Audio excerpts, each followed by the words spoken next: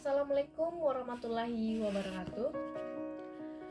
Sebelumnya perkenalkan, nama saya Nur Hairia dengan NIM L0212211064. Pada kesempatan kali ini saya akan presentasikan hasil kerja saya yang berjudul Analisis Kualitas Air Ekosistem Mangrove di Estuari Perancak, Bali. Sebelumnya kita perlu tahu hutan mangrove merupakan komunitas vegetasi tumbuhan pantai tropis di kawasan lembab dan berlumpur, dipengaruhi pasang surut air laut. Ekosistem mangrove merupakan salah satu ekosistem dengan produktivitas tinggi karena adanya dekomposisi serasa. Mangrove memberikan kontribusi besar terhadap detritus organik yang sangat penting sebagai sumber energi bagi biota yang hidup di perairan sekitarnya.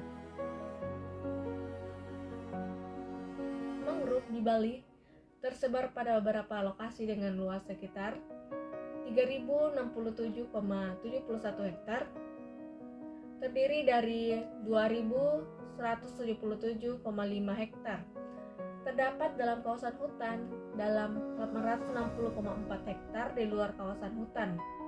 Dengan demikian, pengetahuan tentang parameter fisika dan kimia perairan mangrove menjadi penting.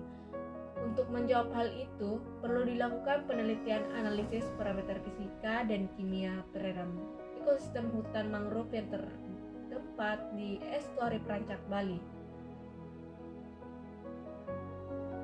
Selanjutnya, tujuan dan kegunaan penelitian. Penelitian ini dilaksanakan dengan tujuan mengetahui perbandingan kualitas perairan mangrove alami dan rehabilitas. Untuk mengetahui fraksi sedimen mangrove alami dan rehabilitas, dan untuk mengetahui hubungan kualitas perairan dengan fraksi sedimen terhadap pertumbuhan spesies mangrove dan gastropoda. Penelitian diharapkan memberikan informasi akurat dalam rangka pengembangan kawasan mangrove sebagai kawasan konservasi di Estuari Perancak, Bali. Metode penelitian, waktu dan tempat penelitian dilaksanakan pada bulan Januari sampai dengan bulan Maret 2011 bertempat di Estuari Perancak, Bali. Alat dan bahan yang digunakan dalam penelitian dibedakan atas 3 parameter yang diamati. Yang pertama, parameter sedimen menggunakan Ekman graph dan saringan 500 nanometer untuk mengambil sedimen. Yang kedua, kantong plastik sebagai bahan penyimpan sampel. Parameter fisika menggunakan termometer untuk mengukur suhu perairan. Yang ketiga, parameter kimia terdiri atas salitas menggunakan refraktometer, pH menggunakan pH meter digital. Prosedur pengambilan data dilakukan pada setiap stasiun pengamatan telah ditentukan, sementara pada masing-masing substasiun terdapat area pengamatan sebesar 10 meter. Sementara itu pada setiap stasiun tersebut ditentukan substasiun pengamatan menggunakan plot atau transek serta transek area ukuran 1 meter. Plotting area tersebut dijadikan tempat untuk menggunakan diometer dan nitrat dan amonia menggunakan spektrofotometer. Metode kerja yang pertama, penentuan zona pengamatan. Zona pengamatan diterapkan secara purposif pada 2 lokasi yang berbeda. Untuk lokasi yang pertama merupakan kawasan mangrove alami dan zona 2 merupakan kawasan mangrove rehabilitas. Masing-masing zona tersebut terdiri atas 4 stasiun. Setiap stasiun terdiri atas 3 substasiun pengamatan. Pengambilan data meliputi pengukuran in situ kualitas air, meliputi DO, salinitas suhu dan pH, dan pengambilan sampel tanah dan air untuk pengamatan tekstur tanah dan pengukuran nitrat, NO3 dan amonia NH4 di laboratorium.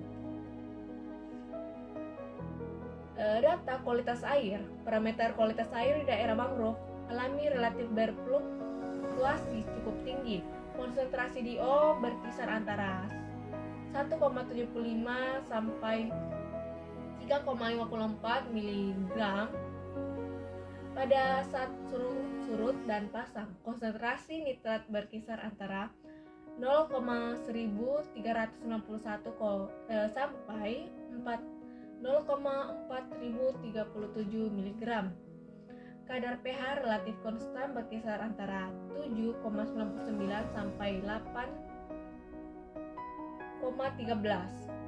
Konsentrasi nitrat berkisar antara 0,539 sampai 0,1423 mg dengan kandungan salinitas dan suhu masing-masing berkisar antara 20,16 sampai 38,27% dan 29,8 sampai 30,5 derajat Celcius. Selanjutnya, data tekstur tanah. Tekstur tanah berupa sedimen hanya diambil pada waktu periode surut air dengan bantuan alat Ekman Grab. Sampel tanah yang diambil pada setiap stasiun diuji di laboratorium tanah Jogjabrana, Bali untuk melihat komposisi fraksi pasir, debu, dan tanah liat. Kesimpulan dari penelitian ini yang pertama yaitu kualitas air di daerah mangrove alami memiliki fluktuasi yang lebar, berbeda dengan mangrove rehabilitas dengan fluktuasi yang sempit. Yang kedua, fraksinasi sedimen pada daerah mangrove alami memiliki fraksi sedimen relatif lebih konstan, sementara pada daerah mangrove rehabilitasi memiliki fraksi sedimen yang fluktuatif.